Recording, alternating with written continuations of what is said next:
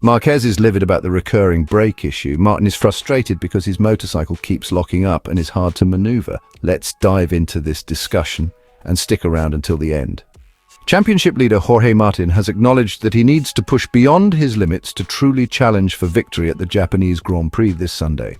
Although Martin managed to clock the third fastest time in the second practice session and secured a place in Q2 for pole position, he admitted that he wasn't entirely pleased with how his Pramac Ducati performed during Friday's practice. "I was fast, one of the fastest," said the Spaniard, reflecting on his performance, "but I want more than just speed. I want to feel good on the bike.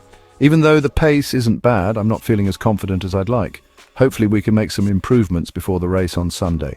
Martin's frustrations stem from handling issues, particularly with the front end of the bike. He struggled with locking the front wheel, which affected his ability to navigate the corners smoothly. "I started locking the front quite a bit, and I felt like I was losing it in the turns," he explained. "It's going to be tough to do 24 laps like this. We're going to have to work hard in the morning to see if we can improve things, especially with the front. If we can fix that, I think it'll be a much easier race." Unpredictable weather conditions during the practice sessions also played a significant role, leaving Martin grappling with setup adjustments to maintain competitiveness. These complications could offer an opportunity for his main championship rival Francesco Bagnaia to capitalize.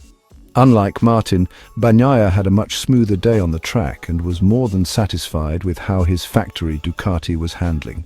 The reigning MotoGP champion expressed optimism after Friday's sessions, feeling that his team had made significant progress. "Friday was really positive," the Italian remarked. "We still need to make one more small step, but we know exactly what to do.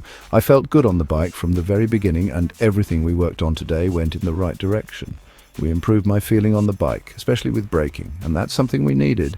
I think we can be happy with today's progress, and the pace this afternoon was fantastic." Bagnaia went on to highlight how improved track conditions in the afternoon allowed them to focus more on braking, which proved key to unlocking more performance from his Ducati. With such confidence, Bagnaia seems to be in a stronger position heading into the race weekend, while Martin is left scrambling for answers. As a MotoGP analyst, there's no denying the gravity of the situation for Jorge Martin. The fact that he's still so fast, despite his discomfort with the bike, says a lot about his raw talent and determination. However, unless he can resolve these issues quickly, he'll face an uphill battle, especially against Bagnaia, who appears to be growing more confident with each session. With the championship on the line and the unpredictable weather adding another layer of complexity, Sunday's race could be the pivotal moment in this year's title fight. If Martin can dial in the right setup and regain his confidence, we might witness an electrifying battle between the two Ducati riders. But if not, Bagnaia could use this opportunity to edge closer to retaining his crown. Marc Marquez has faced consistent challenges throughout the season, primarily due to brake issues on his Desmosedici GP23. These brake problems have plagued his performance, particularly when they overheat, making it difficult for him to fully control his bike. The problem contributed to a significant crash in Austin earlier in the season and has affected his overall race performance. In the MotoGP, the Gresini rider showed early promise but dropped several positions soon after, largely due to these ongoing brake issues. In a post-race interview, Marquez admitted that while the race was not exciting, he was pleased with his podium finish. "It was a very boring race, no overtakes, just maintaining the pace, but I'm satisfied," he reflected. He explained that the medium rear tyre he opted for didn't provide the same feel as the soft tyre he used in the previous day's sprint race. The medium rear tyre didn't feel as good as the soft one did during yesterday's sprint, but using the soft today was too risky. "It was a tough weekend, but I'm happy to be back on the podium," Marquez shared.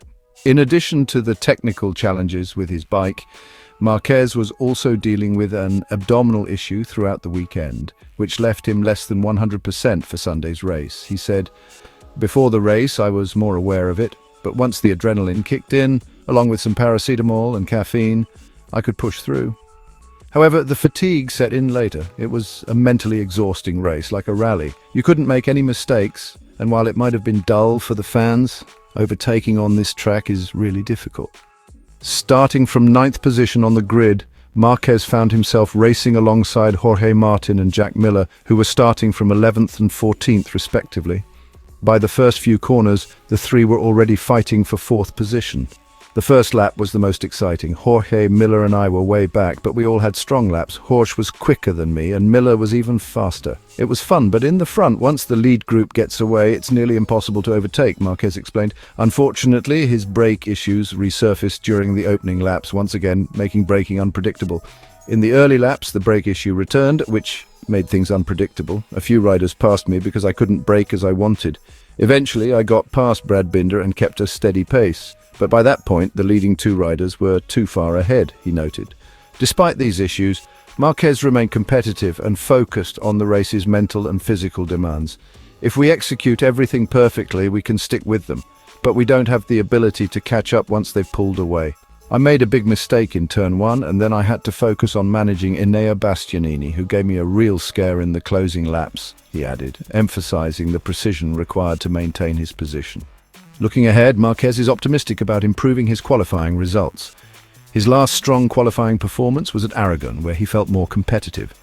Starting in the front row changes the whole dynamic of the race, Marquez said, noting the importance of qualifying well to keep pace with the leaders from the start. Despite the challenges, fans once again voted Marquez as the rider of the day, an honor he humbly accepted. It's great, though maybe Martin deserved it today since he started further back, but I appreciate the recognition. Thank you, he said, showing his usual sportsmanship.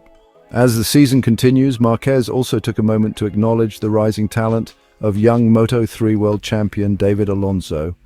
I really like him. I was so happy when he won. I got emotional, but he didn't shed a tear. I have a lot of empathy for him. He's like a sponge, always asking questions and learning quickly.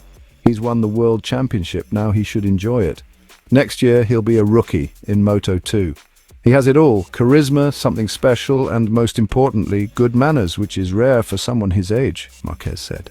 The season has been tough for Marquez, with ongoing struggles in managing the Desmosedici GP23's brake issues and physical challenges like his abdominal strain, but his resilience continues to shine through as he looks forward to future races, especially with a focus on improving his qualifying sessions. Fans remain eager to see what he can accomplish next. Hey MotoGP fans, don't forget to like and subscribe to stay updated with all the latest action.